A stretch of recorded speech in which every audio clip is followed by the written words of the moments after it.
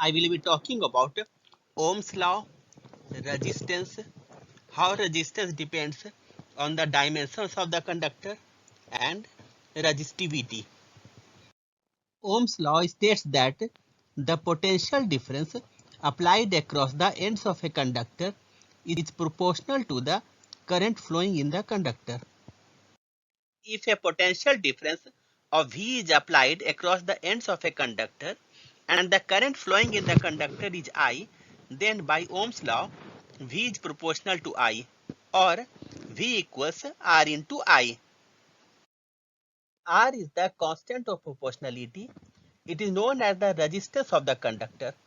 The SI unit of resistance is ohm. See the symbol for ohm. The resistance of a conductor depends not only the material of the conductor but also on its dimensions. Now I will explain why it is called as resistance. See the formula V equals Ri.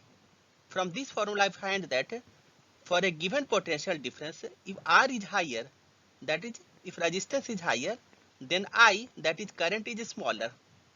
So higher R means there is more resistance to flow of current, and that is why R is known as resistance. Ohm's law is not applicable to all types of conductor. It is applicable mostly to metallic conductors, but for metallic conductors too, it is applicable at low current. See the diagram. By Ohm's law, the graph between V and I should be a straight line. But as the graph shows, this graph is a straight line only at low current. Next we will see how the resistance of a conductor depends on the dimensions of the conductor. Consider a conductor in the form of a rectangular slab of length L, cross-sectional area A, and resistance R. When a potential difference V is applied across the conductor, then assume that current I flows in it. By Ohm's law, V equals I into R.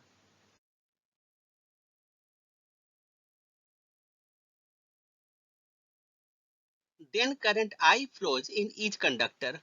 So the current I flows in the combined conductor. This is because whatever current flows in one conductor, the same current goes into the other conductor. The potential difference across the first conductor is V, and the potential difference across the second conductor is also V. So for the combined conductor, potential difference equals V plus V, that is 2V, and the current flowing is I. By Ohm's law, resistance of the combined conductor equals potential difference across the combined conductor divided by current flowing in the combined conductor, or 2 into V divided by I. But we know that V divided by I is R. So the resistance of the combined conductor is 2 times R. Thus we find that if the length of a conductor is doubled, then its resistance also doubles. In general, the resistance of a conductor is proportional to its length, or R is proportional to L.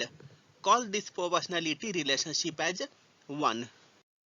Next we will see how the resistance of a conductor depends on its cross-sectional area. Put an identical conductor sideways with the first conductor. See the diagram. In the diagram, a current I flows in the upper conductor and a current I also flows in the lower conductor. So the current flowing in the combined conductor is I plus I, that is 2I.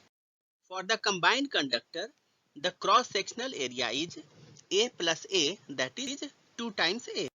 The potential difference is V.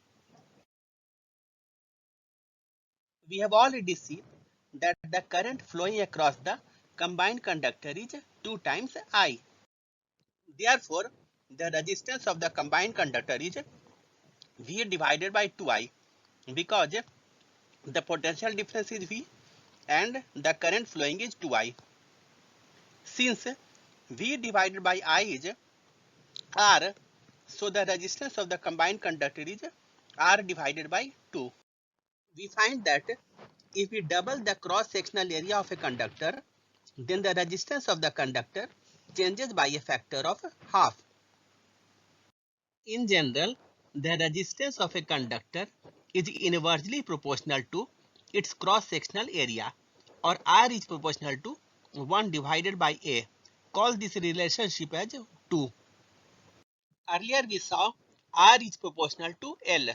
Now we find R is proportional to 1 divided by A. Combine these two, we get R is proportional to L divided by A, or R equals rho into L divided by A, where rho is the constant of proportionality. The constant of proportionality, rho, is known as the resistivity of the material of the conductor. The SI unit of resistivity is ohm meter. This is how we can find the SI unit of resistivity. R equals rho into L divided by A, or rho equals R into A divided by L. The SI unit of R is ohm, of A is meter squared, and of L is meter. Put these SI units, then you find that the SI unit of rho is ohm meter. Let us solve this problem. I found this in the NCERT textbook.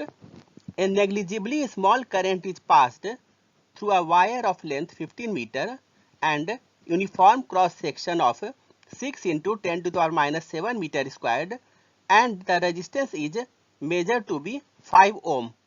What is the resistivity of the material at the temperature of the experiment? This is how we solve. R equals rho into L divided by A, or rho equals R into A divided by L.